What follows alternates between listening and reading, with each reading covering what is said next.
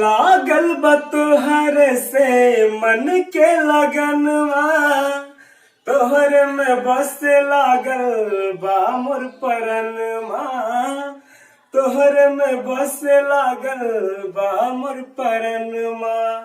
अखिया में तोहरे बसल बा सपनमा, तोहरा के मान चुकल बानी सजनिया, तोहरा के मान चुकल बानी सजनिया। ओ बन के रसीली रस गईलू तू, दिलवा के भीतरी बस गईलू तू।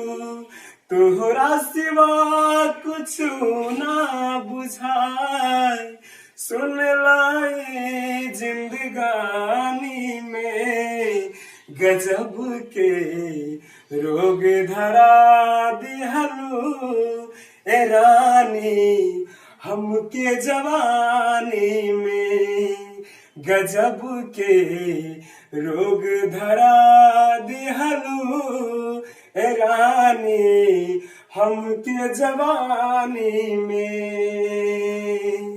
मन के सवरिया बन गईलू तू, चुपके से का कैला तू, नस नस में तू गईलू समाय, डाल दिलू परेशानी में, गजब के रोग धरा दिहलू ए रानी हमके जवानी में, गजब के रोग धरा दिहलू ए रानी हमके जवानी में।